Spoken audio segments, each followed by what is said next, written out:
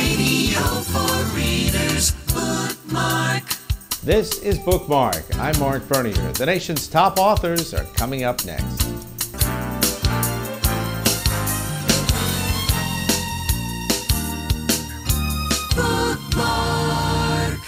Every once in a while on our talk program, we will hear from people who say things like, well, that's not what Florida is all about. That's not what Florida is all about. Now we have the definitive book that defines exactly what the state is all about. Finding Florida, the true history of the Sunshine State. T.D. Allman is with us to talk about this book and another book that he has that we're going to feature called Miami, City of the Future. And I'm so glad you're here for both of these. Thanks for coming by, T.D. Well, I'm very happy to be here. It's an honor. And I presume you've established that we're at the Miami Book Fair. Absolutely. And it's just a joy to be back here. I was first here 27 years ago. Really? And this is our 30th? So that's right. And I feel like a dad with two babies this year. With Miami's been republished, and now we have Finding Florida, which I am proud to say was one of the finalists for the National Book Award. Congratulations. I don't think that's ever happened for a general interest book on Florida before. I think it should be in all the school districts. I think it should be, and if you can find a way to do that.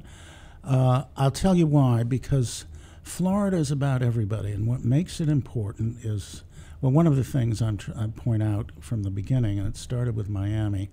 I first came here over 30 years ago, and I came here because everybody was saying, Miami's not really a part of America anymore. You know, all those Latins, drugs, violence.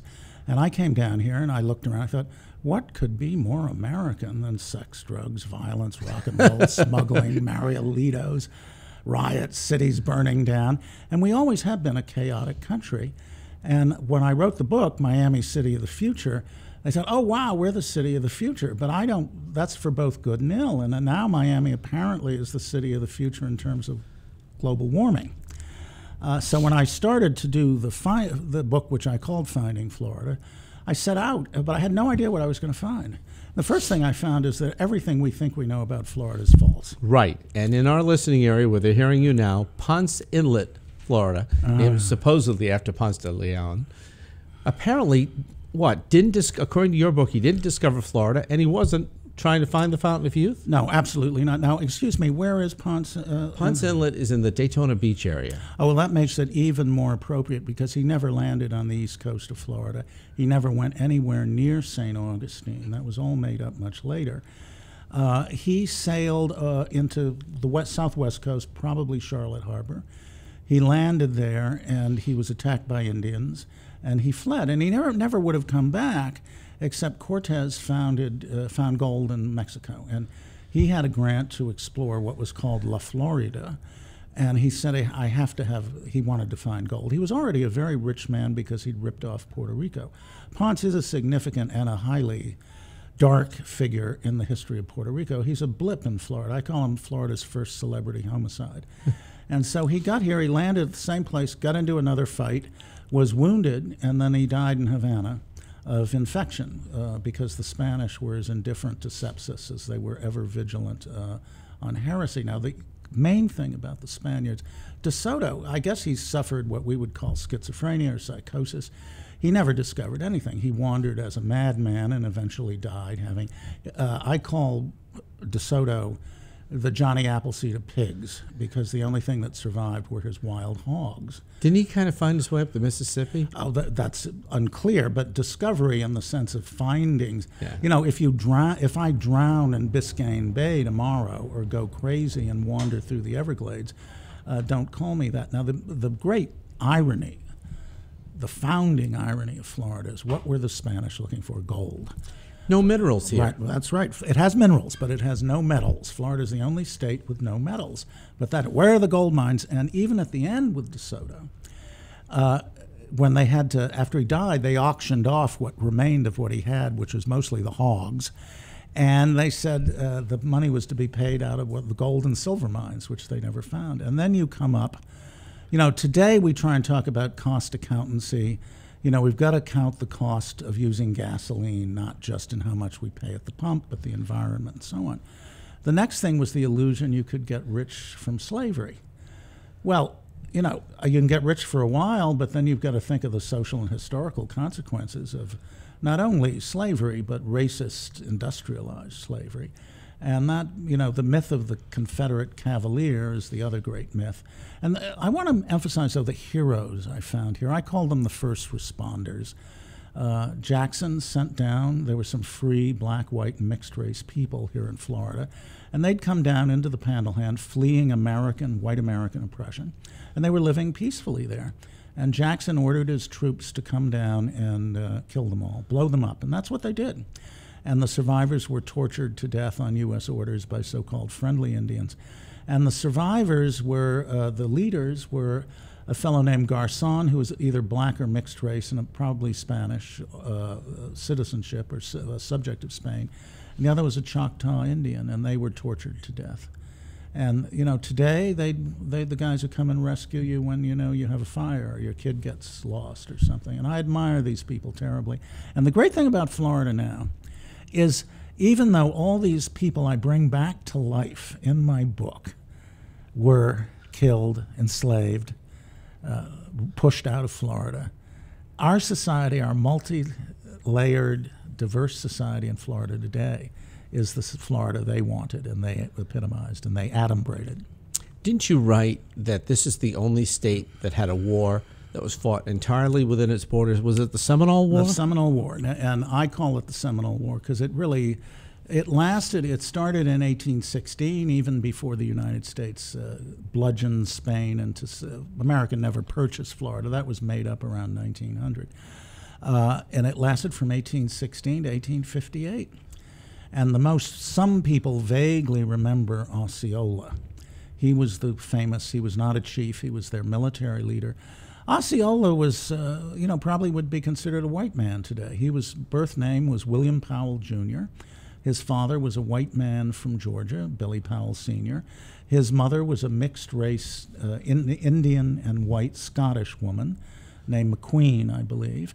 And the McQueen family in Alabama were important enough and rich enough to be mentioned in dispatches to President Jefferson.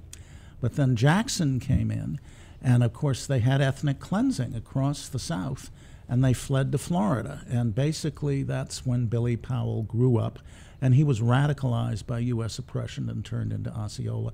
There's one historical figure I'd like all 5 million of your listeners never to forget. It's Dr. Frederick Whedon. When Osceola was betrayed under a flag of truth, taken to prison, sent up to South Carolina to basically freeze to death in Charleston Harbor, he died, and the American doctor from good family from St. Augustine took out his scalpel, cut off his head, and took it home as Florida's first souvenir. Now, this is some of the history that I found going back. You also were able to answer something that I've not ever read before. Florida fought in the Civil War for slavery, not for states' rights. Absolutely. And they were, all this is made up much later. And they were quite plain about it. The president or the chairman of the secession convention, which met for like 8 hours in Tallahassee, North Carolina or Tennessee, they had elections on this, referenda. And they said, slavery is the element of all value. And that was the opening sentence. And they were just plain straight out about it. Now, the other thing that's very interesting in Florida, as in a number of other southern states, between 15 and 20% of the white population stayed loyal to the Union.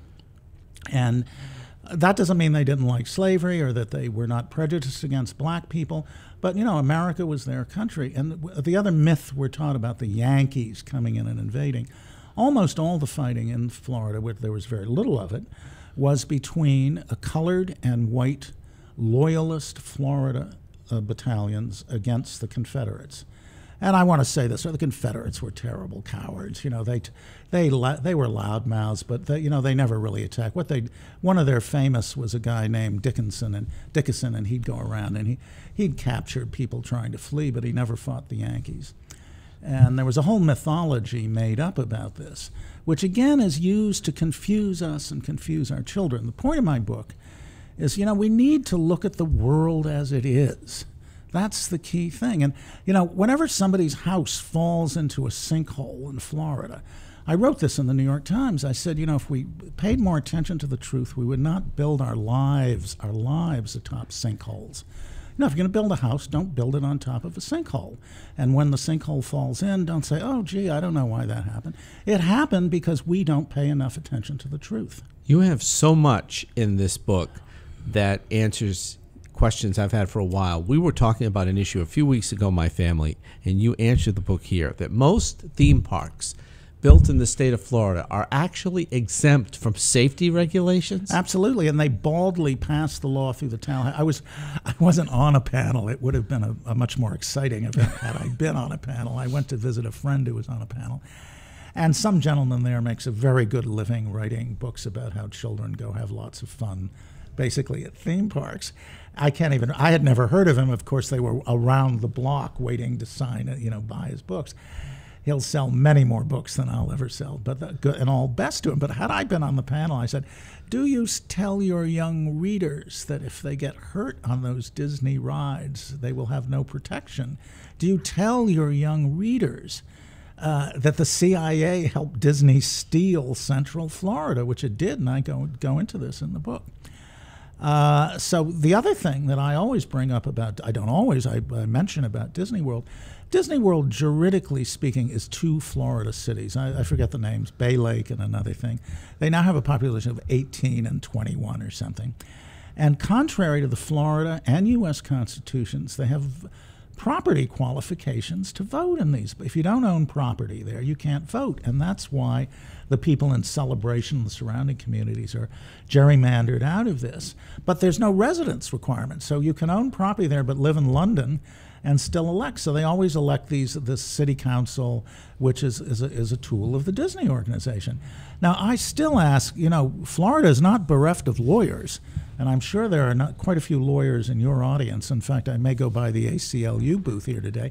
And I wonder why nobody has ever brought a case about this. How can it be that in Florida and in the United States, you can have a jurisdiction where you have a property qualification to vote, which is clearly against the Constitution? I've got to ask about a book that admittedly I have not read yet, but you might be able to answer some questions. And it's called Miami, City of the Future, revised edition that's out, softbound by T.D. Allman. 2 things, T.D. I was told 2 different stories. If it wasn't for the Cuban community and the banks, Miami never would have become what it was.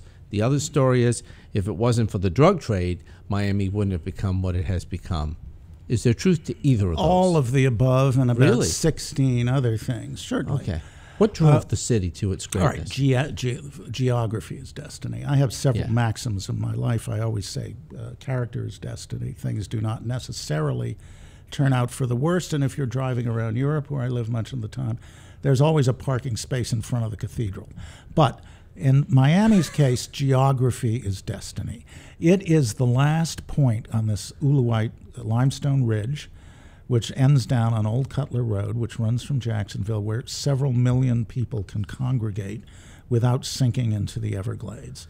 And when you look at that there, you have the mouth of the Miami River, which is not much, which is a natural harbor, and you have this unparalleled situation of proximity to North America, to Europe, and above all to the Caribbean and Latin America. And that's what's made Miami, Miami. Now, everything else follows from that, because you have this nexus. And obviously drugs are like the slave trade. They're like everything. When I write, I have to understand globalization has been going on since the 1600s. And all the drug trade was an irregulated global trade. I mean, the pharmaceutical companies rip us off all the time. I mean, go and try and get a prescription filled and the thousands of dollars they're charging them, you or the government. But that's legal. So, I mean, again, I don't take a position. This is not the place for me to take a position on drugs. But obviously, drugs are just one of the things. The other thing that is a very important point about Florida, anybody who comes to Florida thinking they're going to be rich, especially if they're going to write books about Florida, I might say, is fooling themselves. Florida is where people dissipate capital.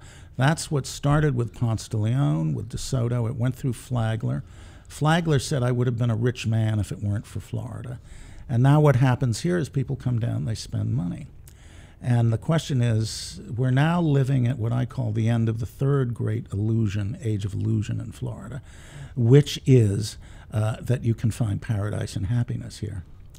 And at the beginning of the book, I have a quote from Horace, the Roman philosopher, and he wrote, it's something about why do we flee to countries warmed by the sun? What man by traveling can flee from himself? Now, I don't have the quote exactly right there, but that's the story of Florida today. Two great books, and they're compelling reading. And I would say this, that any person who is in education ought to have one of these, because it's all based on fact. Finding Florida, T.D. Allman, and the new book about Miami that's been reissued, it's Miami, City of the Future. T.D. Allman, our guest today on the Bookmark program. A real pleasure and joy to have you with us today, sir. An honor. Thank you. Please have me again. That's Bookmark for this week. If you have comments or thoughts on future authors, send an email to us at our website, bookmark.us. That's our broadcast for today. Thanks for watching.